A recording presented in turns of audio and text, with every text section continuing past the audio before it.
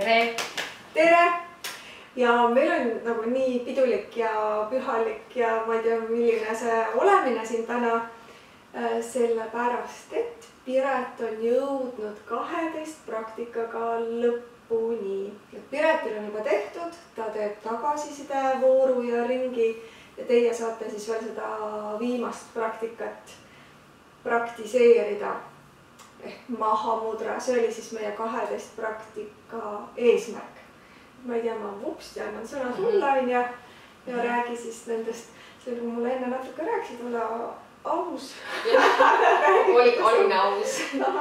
Et kõigepealt ma räägin siis sellest praktika nagu endast, et ma ei tea, kas see suvine aeg või kuidagi siuke, et väljas on valge ja sa tahad nii palju teha ja nii palju nautida, siis kui ma selle matile läksin, siis mõni päev ma tundsin, et ma mõnda asja lihtsalt tahan nagu vähem teha, aga ma jätsingi mõned kordused vähemaks, et nagu ma tahtsin seda teist aega, seda valget ja sooja aega.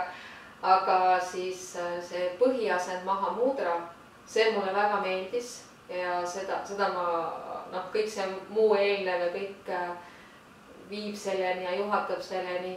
Aga see kärsitus kuidagi matil, mis tekkis, ma ei tea, kas on tõesti selle suvega seotud, et oli nii mõnus aeg vahepeal siin.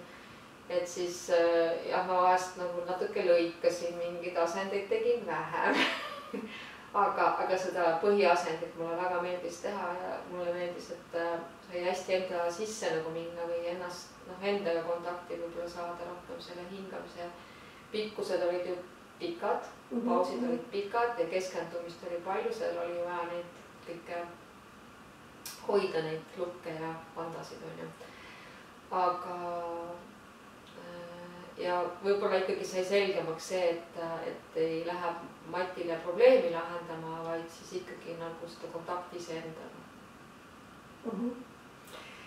Ja siis kui Piret seda sama juttu veidi veel laiemalt ja värvilisemalt mulle rääkis, siis ma mõtlesin, et mõtle kui lahe.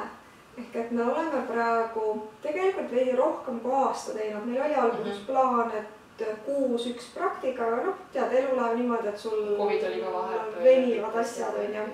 Ehk et rohkem kui aasta on Piret teinud seda võimlamist 12 erinevat praktikat eesmärgiga jõuda mahamudrani. Mahamudra ümber on selline, ma ei tea, müstiline ja eriline aura ja oreool, eks ole, mis see mahamudra kõik teeb ja on, kuidas ta kõik valgustab ja parandab ja elad igavesti. Et nüüd me oleme sinna jõudnud. Ja nii tore, et on sellised nagu jutud ees ja sa võtad endale eesmärgi, et sa liigud selles suunas.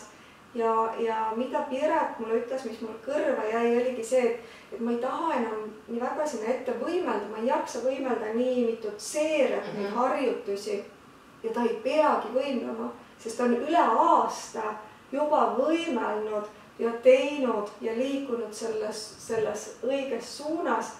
Vaid sa oledki nii-öelda, ja sa ütlesid ka, et mulle nii meeldib selles lõppasendis olla, seal hingata, seal teha, sealt ei tahakski välja tulla, kui sa oled lõppasendis ja hingad ja keskendud ja juba lähed nagu peaaegu meditatsiooni.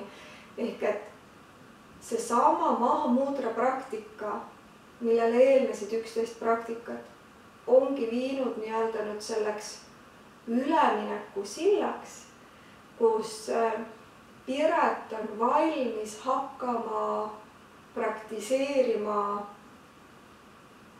ja edasi liikuma praanajaama teemal, praanajaama praktikatega.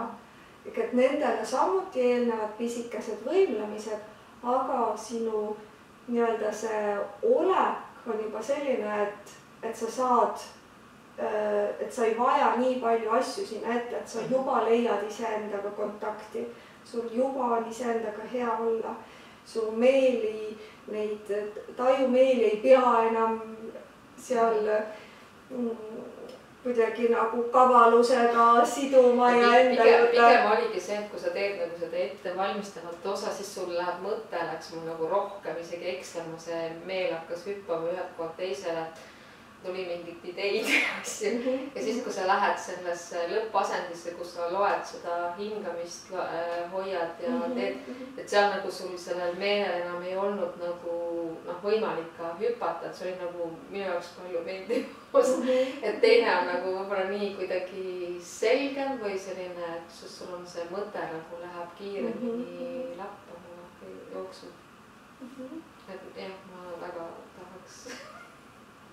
tahaks rohkem pranajaama suunalisi praktikaid. Ja just, et see teine on nagu selles mõttes hea, et sa saad nagu füüsiliselt oma keha eest hoolitseda, see on nagu ka tore, et seda on vaja kindlasti teha. Aga siis jah, see pranajaama ja siis meditatsioon tundub nagu tere tulemast vist. Tere tulemast sinu maailma. Kas ma tohin küsida, kui vana sa oled?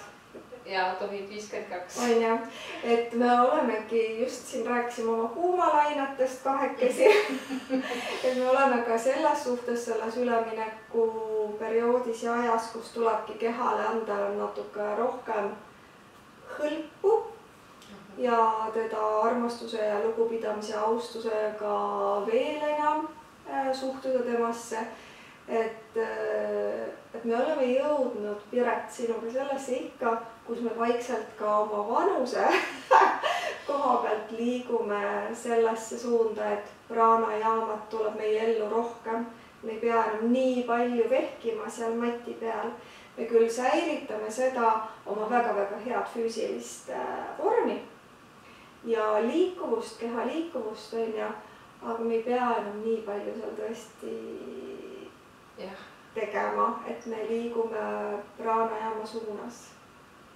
Jah, keha eest hoolitsemine on üks asi. Aga mulle meeldib, mulle isegi meeldib selliseid suht füüsilisi asju veel teha, aga mitte nii palju enam. Et ikkagi see keha kuulamine on hästi tore asi, et siis sa märkad tegelikult, kui palju sa pingutad ja kui palju sa ei pinguta ja mul on pikemat aega olnud see, et mul keha nagu ütleb vahest, et sina võid ju tahta, aga keha ütleb,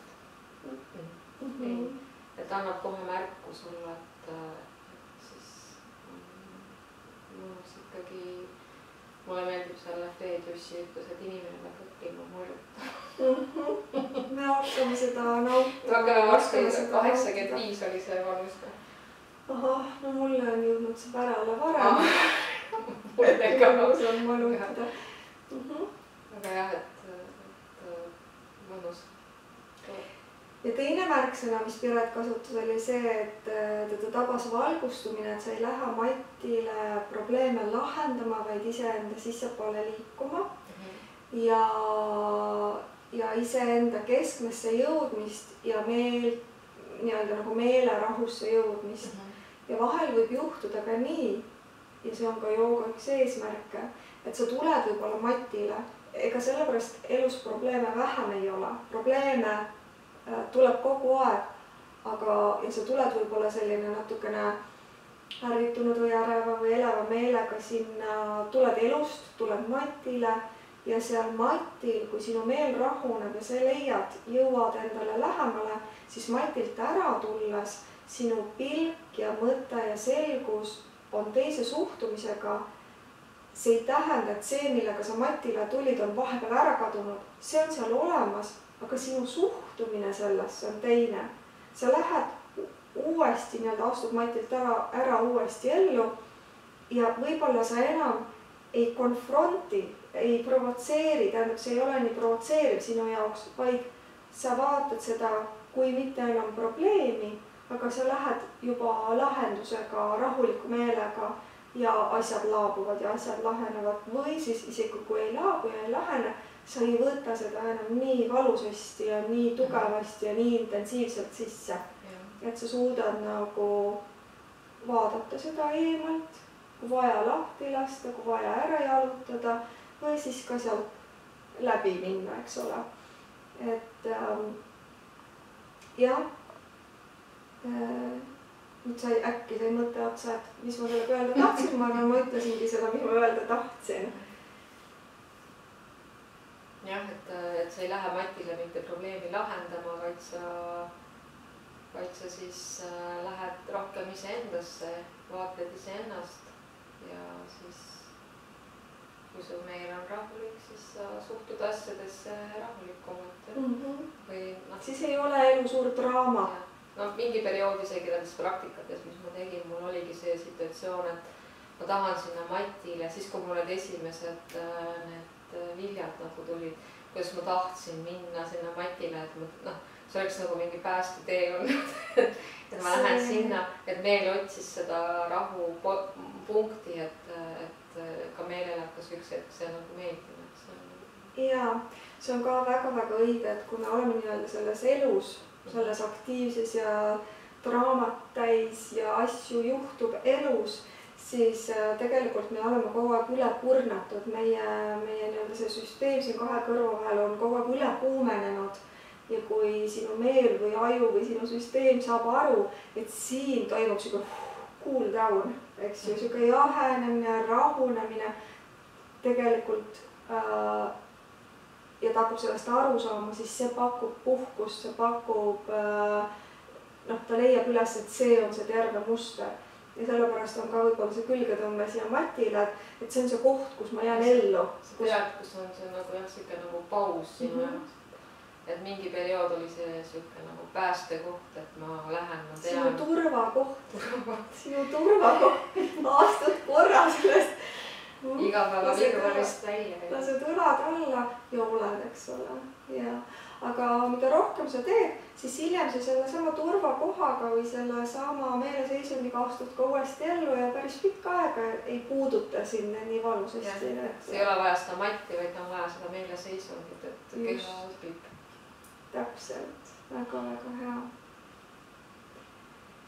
Ja ma olen valmis nüüd mõlemaks vastuseks, sest ma julgen seda küsimust küsida ja Piret ei tea, et ma seda küsimust küsin. Ma mõtlesin, kas ma ütlen enne talle, et kuule, ma tahan su käest seda asja küsida. Aga ma olen valmis eiks ja ma olen valmis heaks. Ehk, et kui me nüüd oleme jõudnud selle aasana praktikatega nii-öelda nagu lõpuni, teie peate veel tegema kuu aega, siis kõigepealt ma tänan sind, et sa oled selle nagu pika aja minuga nagu teinud, see on suur asi, sest nii nagu me alustasime rääkides, on olnud mul üks ja teine ja kolmas inimene, kellel lihtsalt elu tuleb vahele, nad triivivad mujale, eks ole. Aga sa oled nagu vastu pidanud, et kas sa oled nõus jätkama ja teeksime nüüd neid praanajaama sektsiooni? No praegu on väga hea aeg küsida sellepärast, et kuna see viimane kava oli ju hästi selline praanajaama juba, eks ju, et siis loomulikult ma tahaks jätkata. Et jälle nagu see maitse on suhu saanud. Maitse on suhu saanud, jah. Ei, praanajaama, isegi kui me oleme seal oma õpingutel neid teinud, on tegelikult on meeldinud. Et vaim on valmis, selles suhtes on tore. Väga lahe, sest neid praanajaama tehnikaid on ju mitu. Ja plaan ongi tutvustada iga kord uut tehnikat. Et väike võimlemise liigutamine sinna ette, et avada keha ja lõdvestada keha, et kehal oleks mõnus olla. Ja siis nagu juhatada siis iga kord siis uus tehnika ja rääkida natuke sellest tehnikast. Aha. No, aga siis... Asume siis praktika kallale. Jaa, just. Aitäh!